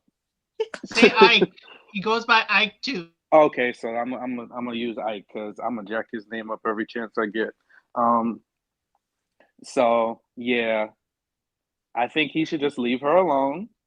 You know, I'm not mad at a little liver. I'm not a big fan of chitlins. I'm not. You know, but I think that's relatable. You know, I know sometimes New Year's people eat that, New Year's Eve, you know, ringing the New Year. It's a Black tradition. We shouldn't be ashamed. You know, let's elevate that. That's how we made do as a people and made the least of the best of, you know? That's all I'm saying. But nevertheless, I'm just messing with you a little bit. But I feel like he's just gonna be a problem because he just be talking and talking and talking, and I think he centers himself a whole lot. He supposedly wrote a poem for his wife to be his dear. He did a dear future wifey, but then when she asked him if he could read the poem, he said he gonna write her a new one. Come on now, come on now, bro. And then when they got to the you know, the reception, doing all that singing and carrying on with the singer, I just feel like, you know, it's too much. And he has done everything but affirm how attractive she is. He has done everything but that. She has asked him, "Am I your type?" He started talking about Michelle Obama and Kelly Rowland. When he did that, that took me the hell out. I'm like, all right, bro, come on now. This is a way. This is deflection, evasion. He is evading the question. But I think, you know, MM is starting to get the hint of exactly what he's up to. And I want to root for them. I think, you know, in front of the other couples, it looks like there's a little bit of chemistry. So, you know, I'm willing to admit maybe you're right, Kojo. Maybe they done played around a little bit. They did something. Maybe they didn't go all the way, but they, you know, just, you know, assess the situations of each other. But whatever they did, I don't think it's going to be enough for him to, you know, choose her. I really don't, unfortunately. He also took me out when he said, I didn't have a chance to ask her if I can kiss her at the altar. She just grabbed me. Yeah. When did you say that? He said that again. Kojo, you must have sped through the little lobby scene with them I'm sitting on 1.5 around. times. Yeah, I'm on 1.5 speed, boy. Sometimes 2. He said it's either there or in the van. He's like, oh, it's like, oh, before I can even say, oh, it's like, dude, are you saying you did not wish to kiss your wife? The way he said it said like, yeah, she took a kiss. I did not give her a kiss. That's how the tone sounded. Also, do you guys think that MM is a pick-me? And that she isn't really doing her due diligence to really see if this guy is a good match for her? It seems like she was just ready to be chosen. Yes. That's what it feels like. So, but you guys let me know. Yes, definitely wanting to be chosen. Definitely, you know, not. I think she's excited, which is cool, but she's doing a little bit too much. Like she's more into him than he's into her. And it's definitely obvious to us. But with her, I just think she's one of those women who just feels like marriage is the last thing she needs to do to check off a list. Like, I'm already successful. I'm educated. I need to be married. Yeah, she gives a little bit of a pick me. I don't want to say it, but she does. Ikechi, like, I don't get it. Like, dog, women chasing you down the street, like, it's weird. Like, something is off. I don't know. I don't even think he likes black women, to be honest. He said he do, but I'm not seeing it.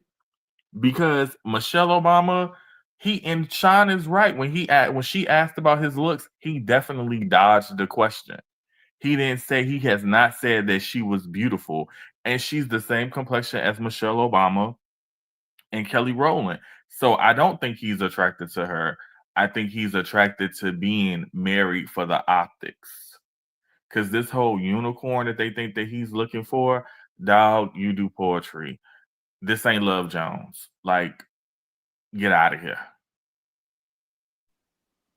Yeah, I would just push back a little bit on the pick me. You know, I think yes, there are people that show up as, you know, that and overdo it to, you know, get people's attention. But I want us to get a little more information before we label her as such. You know, I think sometimes people's avoidance of being a pick me, you know, people feel like they gotta overly, you know, put up this wall that's like, you know, I'm watching you and I'm not gonna get, you know, you gotta prove yourself to me. And that other end of the spectrum is not always the best either. So, you know, I just hesitate, you know. Now I'm not saying pick me's don't exist. They do. I understand it. But I just want us to see a little bit more from her because I'll say that she's a good taker in of information because when his family told her unicorn, she went right back to validate that with Ike, right? She went to ask him and she's asking the questions just because she's not jumping all down his throat, which I think is a good tactic because the more you let people talk and make them feel comfortable talking, the more they're going to tell you even when they're trying not to tell you. So she will ask Ike a question and then she will let him talk. Sometimes she'll follow up. She'll let him talk. She'll follow up, you know, and I think that's a good thing to do when you're kind of trying to suss somebody out. Now, is she overly eager and excited? Sure. You know, I think another content creator, her name is Jasmine W. She was saying like, MM doesn't have like overtly natural sex appeal. It's not like she is easily, you know, like has that seductive energy to her. So I can see that part of it. So where, you know, he was helping her take her dress off and she kind of did that little silly dance. It's like that kind of stuff, you know, but she's just kind of like a fun, quirky person.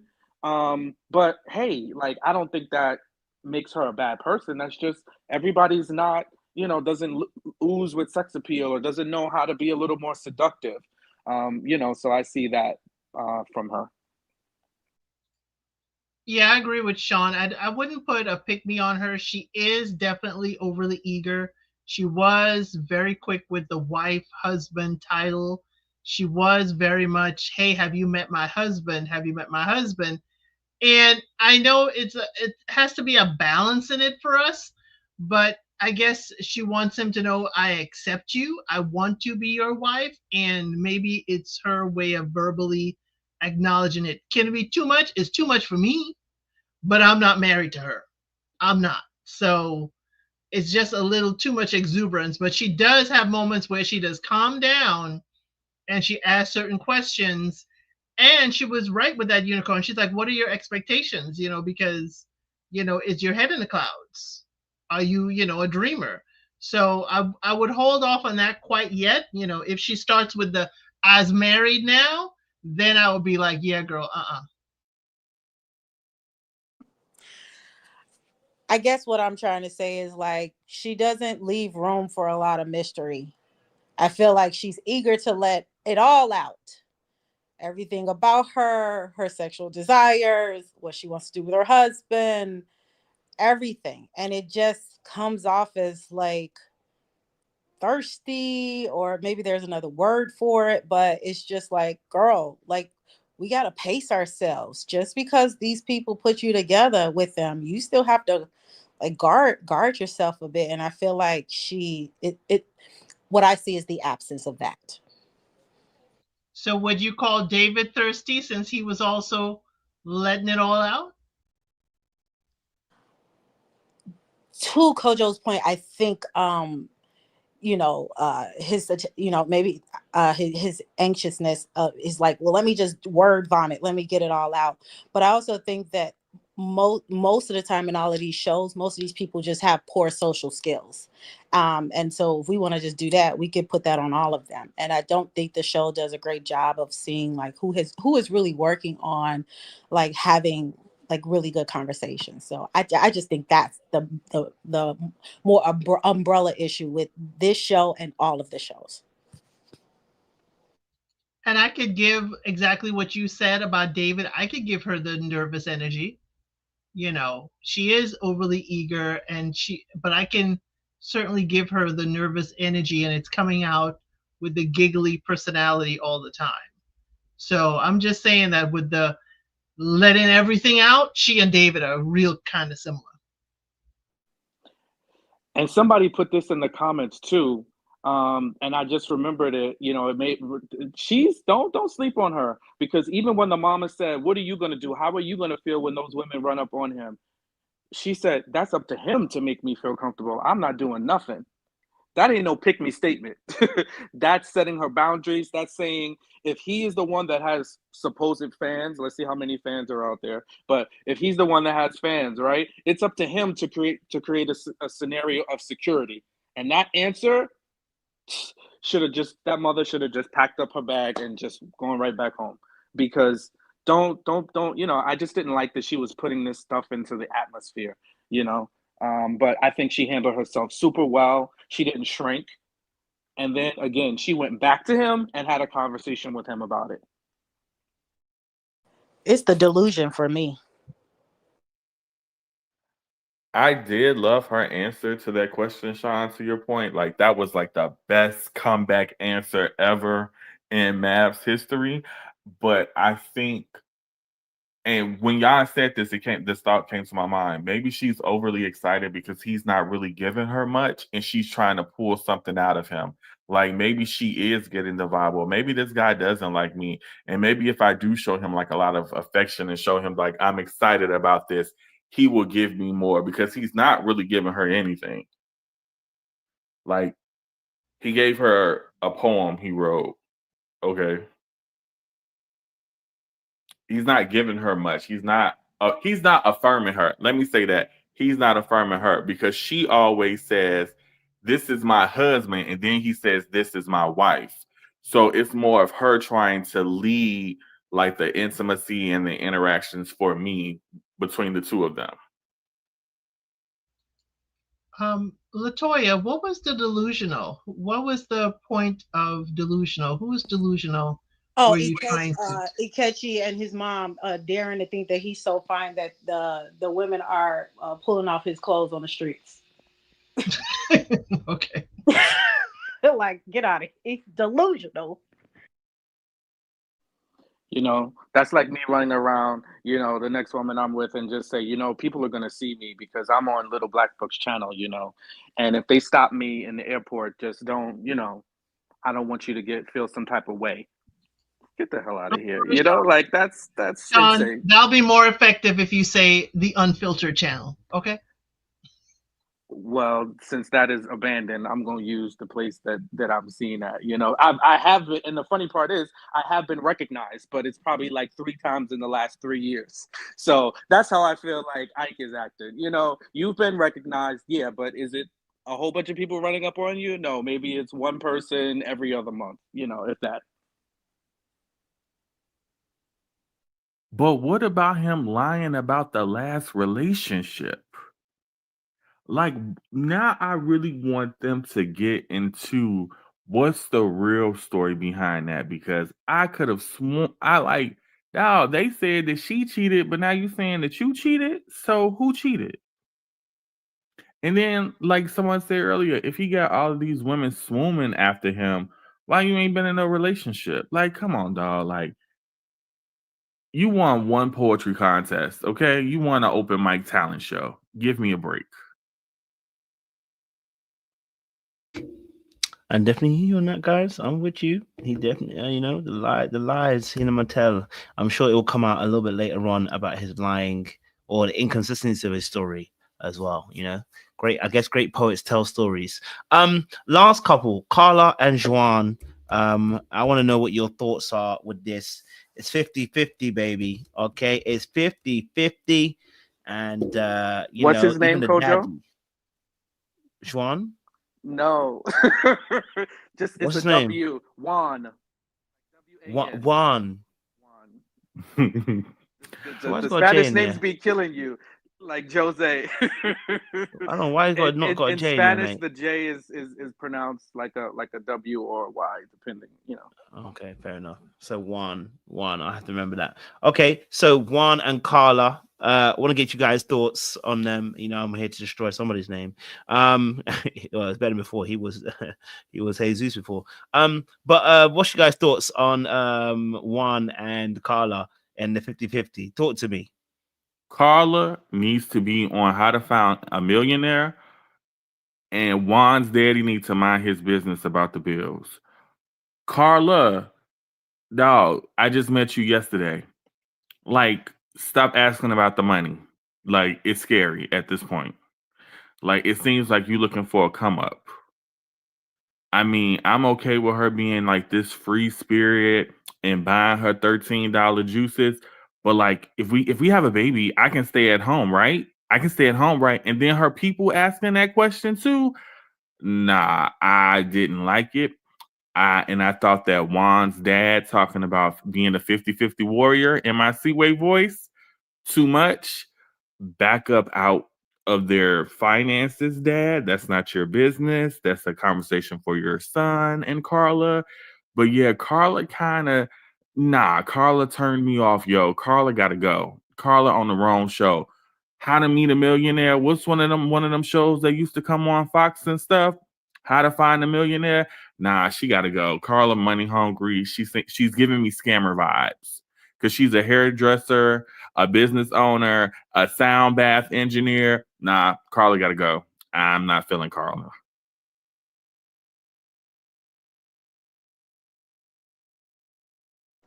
It's giving struggling creative. And like I get it, but like he said no, and she needs to be able to sustain herself. This is one. I feel like there's always one where I really want to blame the Mavs team.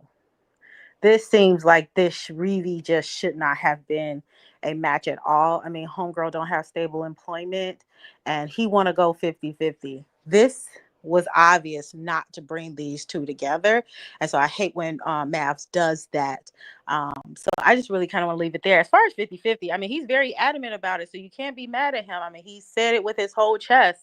Like, we're going to be 50-50. You need to contribute. So, like I applaud him for just like upfront, like letting her know what it is, his intentions. And then also the dad, I mean, again, does Mavs do this? Do they? Because I know I've worked the kind of work I do. I've worked on set. I've worked on reality sets, and so they'll probe them. But it's like, are you probing him to ask such inappropriate questions like this? And then at what point do the parents and/or the talent, i.e., these couples, say like, I'm not gonna do that? I think that's my problem with the whole show, because it kind of goes against, like, especially if someone really is working on their personal development, really is working on themselves, like almost what the producers are asking them to do goes against that, and thus lead to these mismatches and these arguments and things like that. And it makes for great television, but I just feel like a person who's working on themselves is going to be like, I have more standards, or I value myself more than to like put myself in these situations where the producers are going to probe me, and then I've signed contracts where I'm going to kind of like abandon my needs to be bullied or to be mistreated by a couple that I'm not, by a spouse that is not into me, doesn't like me, or whatever the thing. So I kind of want to blame Mavs on this one. And y'all talking about crazy. Carla's the one that's giving crazy and could snap any moment. What? I mean, y'all having some hot takes tonight. I gotta say, I love it. But I don't think she's crazy. I think she's a cloud dweller. You know, she lives up in the clouds. You know, David is a basement dweller, and Carla is a cloud dweller. You know, she talk about money is energy, but then when it comes to paying bills, she says she need that energy to be more on Juan's side. You know, and hey, if it works, it works. But it ain't gonna work for Juanito. I can tell you that much, because Juanito said he's got a startup in the making. He's building an app for the airport. You know, he's got a lot of things. He's got a lot of irons in the fire, and Carla needs to get to work. And again, this is where the parents are doing too much, because Papa said, "What do you do for a living?" He said, "What do you do for money?" Matter of fact, and then proceeded to tell her, we support 50-50 around here." It's like, sir, is it your bills or is it Juan and Carla's bills? So I just feel like they're doing too much, but they seem to have good chemistry, you know. So I'll lean into some more of the positives. They seem to have some good energy. On the upside, you know, they have fun together. They were, you know, he's banging on that piano and she was loving it. You know, they playing that annoying music in the morning that would send me to the gulags again, but they liked it, so I love it for them, you know? So I think they've got some good things in common that they can build off of, but I think the money part, which we know is a linchpin in a lot of marriages, is going to be a problem because I think they're on different pages. She started talking about she wants to go to the local juice bar and spend $13 a day. And he said, I'm gonna need you to get a juicer, baby girl, and make that juice at home. Get some juice and some celeries and some apples and throw that in the machine and stop wasting this $13 because I need Carla to understand energy is unlimited. Money ain't unlimited, okay, baby girl? So I understand energy, money is energy. Money is connected to energy. The way you spend and deal with your money, there's an energy behind it, but money is not energy because energy is unlimited, okay? And money is not.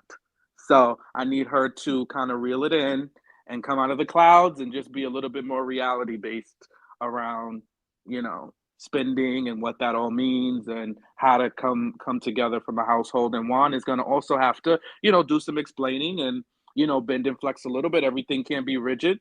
You know, yes, you are starting a business. You know, he did mention he didn't expect her to pay his bills, but he does need her to work. So I wonder what that's going to look like when they have kids. So I think he just needs to also build that into his business plan and be conscious of that. If they do want kids within the next few years, you know, childcare is highly expensive.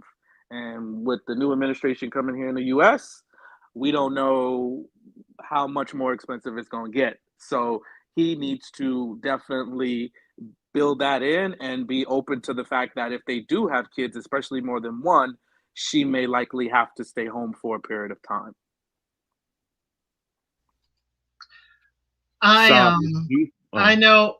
Oh, I just want to say, Elsie, real quickly, Sean, juicing is hard and expensive, yo.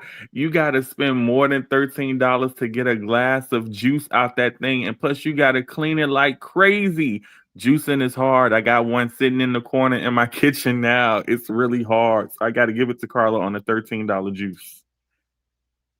Yeah, no, bro. You got to figure out a way to use that juicer because my husband uses it every day. You got to figure it out, Phil. I'm sorry. Aldi got good fruit. Anyway, I know Carla's your girl, Sean. That's why you used the nice soft kid gloves on her. But you know when I knew Carla was full of beeswax? I am manifesting Mexico. I am manifesting Mexico, and here we go. That is the only place Maps goes for holiday is Mexico, Carla. You tried to give us, you manifested something, and you ain't done nothing but follow the playbook. Come on now, girl. Then Juan is there playing his bluegrass first thing in the morning because we know everybody loves to hear bluegrass first thing in the morning. I think he's self-sabotaging. But the look on her face, Sean, when he was dancing that bluegrass, told me, yeah, bro, your time is limited. I'm going to be nice enough in front of the camera. This ain't it for me. After she said, don't accidentally kick me in the face, she gave him some looks on that bed that would freeze him over. So, yeah, Carla, I don't know what Delulu land you're in that you think a stay-at-home mom is a cushy job. That is not a cushy job. Stay-at-home mom, now the next thing you're going to be like, oh, this is so hard, Juan. I need us to hire a nanny. I need us to hire an au pair. No. Being a stay-at-home mom is a tough job. It is demanding. So all that I wish to stay home, take care of, and make babies, yeah, you're going to be asking to go back into the hair salon to keep on seeing your clients because that is not an easy work. I think Juan would have been more suited for a woman who's actually a career-driven woman, works in corporate, bringing home nice, decent money, who can also like support him by way of like just affirming him, you know, and him building his startup. I think that it just feels like that would have been better suited for him. And as far as Carla, I'm of the mindset that people can have whatever they want, but they need to really like work in like their certain category. So I think if you want the man that's fully going to take care of you you could have kids and be the housewife. Like, I don't think Mavs was the place that you should have looked for matchmaking. So I just, again, I think he just wants to be affirmed, and Carla is like, you handle that business over there and handle mine. Actually, okay, we're gonna help each other, i.e., you're gonna help me. And I think he wants to be with someone who can motivate him to really build that business and get it to a certain position. And she ain't that girl.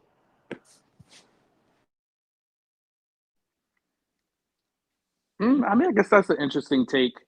I did like she had a good response to his family when the father said 50-50, because she's like, listen, I don't mind paying half, but half of what? Because are we trying to get some lavish house, or are we going to live in the woods? Because she was like, I can live in the woods, right? So I think that is also important. And, it also should be relative to what the person is making. Obviously, if we're making the same amount, there could be a little more parity in what we're paying. But if one person makes significantly more than the other, and they want something significantly more than what the other person wants, then that person should be a little bit more on the contributing side, right? So I thought that was some good, insight for her, whatever. But I think that she is like, those are two people where this is going to have to be the scenario where opposites attract, where he's attracted to her, airiness, and she would be attracted to him being and helping to ground her, and they could balance and play off of each other. I think that's the only way their relationship is really gonna work. But that's the problem, Sean. Carla ain't trying to do nothing but get to stay at home once she has some babies. Now, she may be the right woman for maybe Thomas because she wants kids and Thomas wants kids. But Carla ain't doing nothing but talking about something. I just want to be a stay-at-home mom. I just want to be a stay-at-home mom. But Thomas ain't got rhythm. He don't dance. She needs to dance too. Don't forget that. Well, he was doing a little Tom. Don't let's not, like Latoya says. You already know I'm trying let's to not hold do back. too much. I know. So let me just get to it quickly. Let's not do too much on Thomas. Okay, not too much. He did a little two-step. He held Camille by the arch of her back. Don't sleep on him. He still got a little something to him. Carla, Sean, don't block. Don't get in the middle of a tussle, Sean. Y'all, Carla need digital products. At the end, she better have an ebook for the manifesting that she's doing. She better have an ebook for sound healing, whatever her method is. She could even probably come out with an ebook for her very special smoothie when she finally decides to make one at home herself. Like, Carla don't have to be like this. She can be better than how she's showing up, for real. Don't go too hard on Carla. That's Sean's favorite. Don't go too hard on Carla. I'll say cut it out. Carla, the K is for kept, because Carla want to be kept. Okay, so that's what that means. Don't act like she wasn't your favorite last time, Sean. No, I said I think she's, I find her to be attractive. Yeah, I think she's cute. Definitely, I'm not going to lie to that, but she ain't my favorite. Oh, okay. We're going to have to rewind that. I can pivot. I can change. I'm a change man. You want to get in the middle? You're going to feel fire, Sean. Not had time to tussle with you. Well, listen, the conversation, we brought it to a lovely end. We've done all the couples, done it within a 2-hour span. So fantastic. It's been a good conversation. So well done, everybody. Sean, I'm going to let you give a quick benediction, and we're going to be popping out. All right. So, I'm loving the Chicago season of maths. We're going to root for these people, but, starting out with the people that really... we're not feeling them. Don't go into the maths process if you're not going to be open to let your person be. Don't tear people down. We should be building people up. You should not go into a marriage with an expectation and then browbeat somebody because they don't meet a superficial expectation. We should allow people to grow, allow people to be themselves and be who they are. And I think that's the first and most important, thing as we are entering into new relationships. And also, listen, the mirror is created for a reason. It is created so you can see you. And we should look at ourselves, assess ourselves, reflect on ourselves, confront ourselves. And then we should do that first before we begin to direct that energy and confront other people. So self-assess, self-reflect, and that's going to leave you in a better place.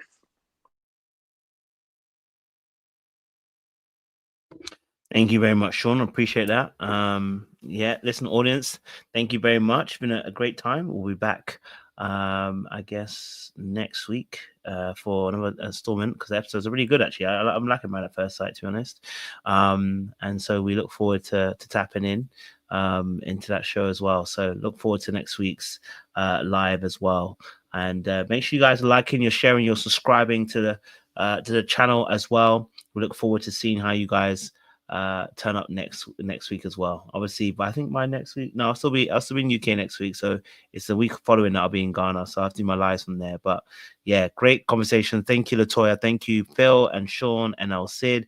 I hope to see you guys next week for another another fabulous show. It was good conversation. So shout out to those who are on the latest episode of the season. Please, Michelle, let it go. Let it go. I beg of you. Okay, let the house situation go. All right. Much love, much appreciation, guys. We're gonna see you soon. All right.